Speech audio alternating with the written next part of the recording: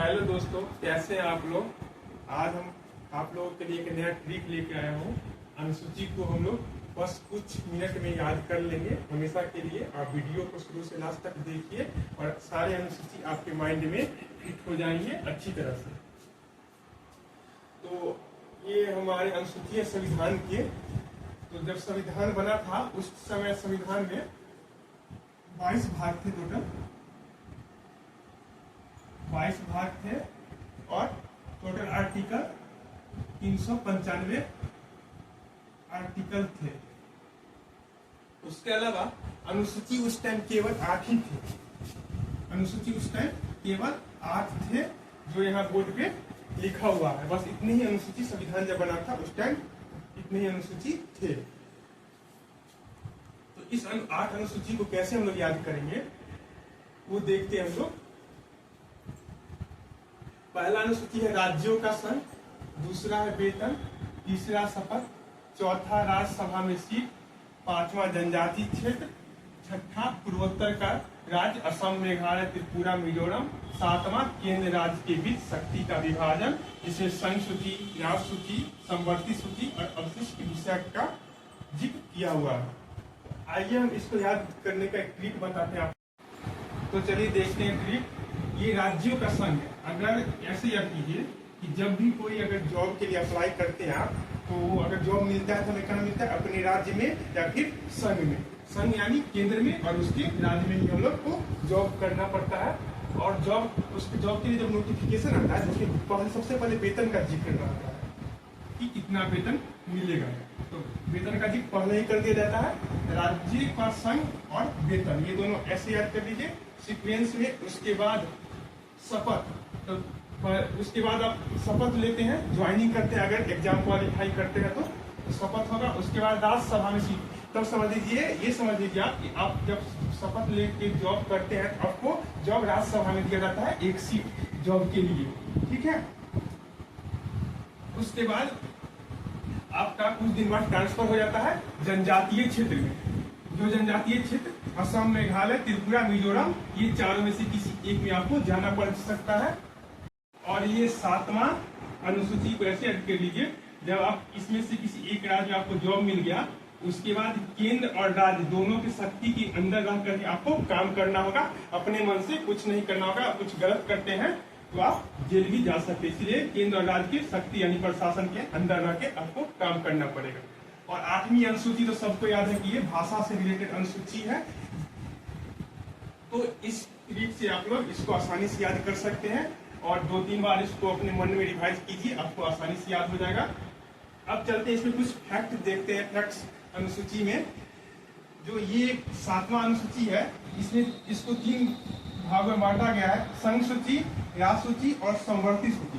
संघ सूची में 97 पहले थे विषय, अभी 98 है। राज्य सूची में 6 विषय थे, अभी 59 विषय है। और समवर्ती सूची में पहले 47 विषय थे, अभी 52 विषय है। और एक अवशिष्ट होता है जो 1990 के बाद जो भी कुछ नया आया है आधुनिक तरीके से, जैसे कि साइबर हो गया, आधुनिकता में जो भी चीज नया है, साइबर हो गया, अंतरिक्ष हो गया, परमाणु ऊर्जा हो गया, ये सब अवशिष्ट है। इसके संघ, ये संघ सूची के अंदर ये सब आता है। जो भी अवशिष्ट है उसके संघ सूची अपना कानून बनाता है। उसके अलावा भाषा के बारे में देखते हैं। जब शुरू में 8वीं अनुसूची में भाषा को रखा गया तो उस टाइम 14 भाषा को ही रखा गया था। उसके बाद एक संविधान संशोधन होता है। 21वां संविधान संशोधन किया गया था 1967 में।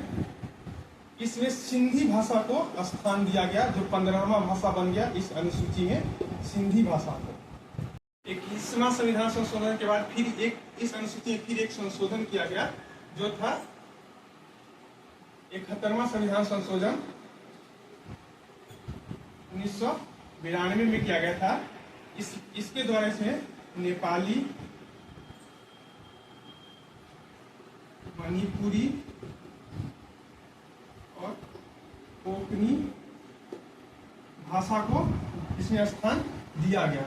इसके बाद फिर एक 92वां संविधान संशोधन करके 2004 में यह संशोधन हुआ था। इसके तहत मैथिली, डोगरी, बोडो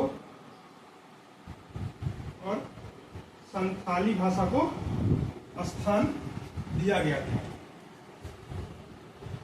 उसके अलावा इसके बाद चलते हैं हम लोग, ये जो संविधान बना था उस टाइम इतने ही अनुसूची थे, केवल 8 ही अनुसूची थी। उसके बाद पहला संविधान संशोधन हुआ था, पहला संविधान संशोधन हुआ था 1951 में, जिसमें एक अनुसूची को जोड़ा गया, अनुसूची 9। इसमें भूमि सुधार को रखा गया। उसके बाद 52 संविधान संशोधन हुआ था, 52वां संविधान संशोधन हुआ था। इसमें एक और अनुसूची को जोड़ दिया गया था, अनुसूची 10। इसमें दल बदल कानून को शामिल किया गया था।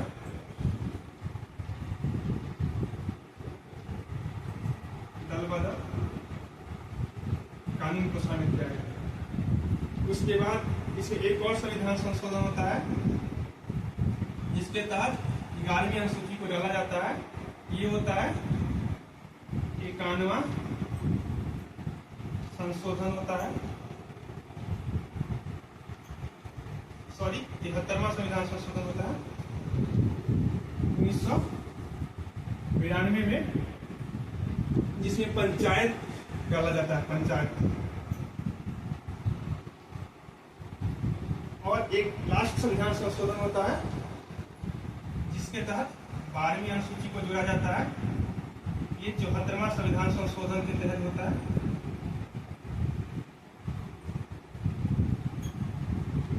ये 1992 में हुआ था, लेकिन लागू 1 जून 1993 से हुआ था, 1 जून 1993। इसमें नगर पालिका को रखा गया था।